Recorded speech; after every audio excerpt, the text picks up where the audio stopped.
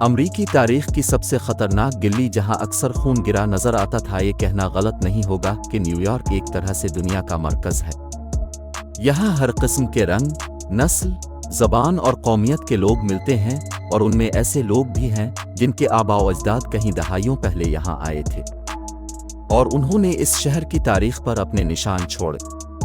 New York शहर के पोश इलाके मैनहट्टन के निचले हिस्से में चाइना टाउन है, जहां दाखिल होते ही आपको लगता है कि आप अमेरिका में नहीं बल्कि चीन के किसी शहर में आ गए। हर तरफ आपको चीनी रेस्टोरेंट्स नजर आते हैं, चीनी आइसक्रीम, मिठाई की दुकानें, किराने की दुकानें नजर आती हैं, और आपके कानों को भी अंग्रेजी से ज़्यादा चीनी ज़बान सुनाई देती है। इस इलाके के किसी पार्क में चले जाएं तो आपको दर्जनों बुजुर्ग और नौजवान चीनी नजाद अमरीकी शहरी रिवायती चीनी बोर्ड गेम्स ताश खेलते नजर आते हैं। ये आम खेल नहीं होता। लोगों के रश में एक शख्स के हाथ में आपको डॉलर के मोटी गुड्डियां भी नजर आती हैं। बाकी आप समझ ही सकते हैं। इसी इलाके में एक खास गिल्ली है जहां आज तो रंग बरंगे रेस्टोरेंट और बार मौजूद हैं, लेकिन 100 साल कबल ये गिल्ली अमरीकी तारीख की सबसे ज़्यादा खतरनाक गिल्ली समझी जाती थी, जहां खून का खेल आए रोज़ खेला जाता था। डोरस स्ट्रीट 200 फुट लंबी गिल्ली है। इसकी खास बात यह है कि इसमें एक मोड़ है। उसका नाम एक डिच तारिक वतन हेनरिक डवायर के नाम से रखा गया। हेनरिक डवायर 18वीं सदी में इस गिल्ली में मौजूद एक डिस्टिलरी के मालिक थे। सन 1900 के इब्तिदा में न्यूयॉर्क के शहर में चीनी बाशिंदों की तादाद में इजाफा होने शुरू हो गया और वो इस इलाके के आसपास आबाद होना शुरू हो गए। इन इलाकों में अफयूम और जुए के अड्डे होते थे। इस दौरान यहाँ मुतअद्दिद चीनी गैंग्स, जिन्हें टोंग कहा जाता था, बने जो ताकत के हुसूल में एक दूसरे के हरीफ थे। इनमें से 2 काफ़ी मकबूल हैं और उनके दरमियान दुश्मनी ने मकामी इंतज़ामिया और लोगों के नाक में दम कर रखा था। इनमें से एक हबसंग टोंग था और दूसरा आन लिविंग टोंग।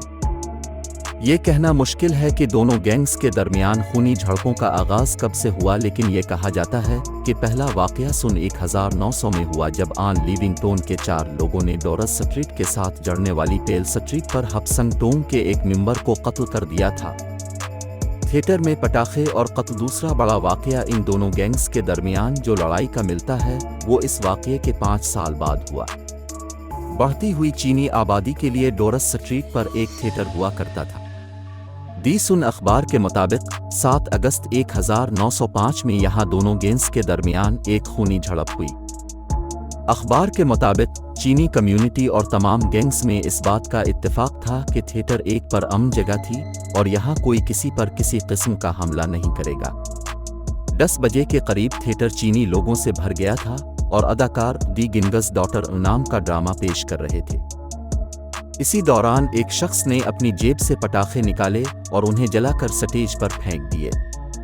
जैसे ही पटाखे फटने शुरू हुए और लोगों का ध्यान इस तरफ हुआ, ऐसे में हबसंग के अराकीन ने बंदूकें निकालकर अपने हरीफ गैंग आन लिविंग पर फायरिंग शुरू कर दी। म्यूजियम ऑफ चाइनीज उन अमेरिका के मुताबिक इस वाक़ये में 4 आन लिविंग मेंबरान समेत 2 लोग मारे गए थे। डोरस स्ट्रीट का खूनी मोड़। डोरस स्ट्रीट की खास बात इसका मोड़, यानी इसमें चलने वालों को ये नज़र नहीं आता कि मोड़ के बाद आगे क्या है। यही चीज़ उन गैंग्स को पसंद थी और वो इसका इस्तेमाल करके अपने हरीफ पर हमला करते थे। एक गैंग के फरीक जैसे ही मोड़ मोड़ते तो दूसरा गैंग बंदूकों और छोटी कुल्हाड़ियों के साथ मौजूद होता थे। इस जगह पर कत्ल आम इतना ज़्यादा हो गया था कि इस जगह को ब्लडी एंगल का नाम दे दिया गया था, क्योंकि इस मोड़ की ज़मीन पर अक्सर खून होता था। हमला आवरों को ये जगह इसलिए पसंद थी क्योंकि हमले के बाद वो डस्टुली के साथ बनाए गए टनल्स का इस्तेमाल करके फरार हो सकते थे। आने वाले सालों में ग्रेट डिप्रेशन और गैर कानूनी सरगर्मियों में तब्दीली की वजह से टोंग से वाबस्ता खून रेजी आहिस्ता अपसिफ्ता खत्म हो गई। आज बाकी जाया टाउन की तरह इस गिल्ली में भी रेस्टोरेंट्स और बार हैं। यहाँ से गुजरते हुए करीब से भी ये ख्याल नहीं आता कि किसी ज़माने में ये मोड़ ख़तरे और तशद्दुद की अलामत हुआ करती थी।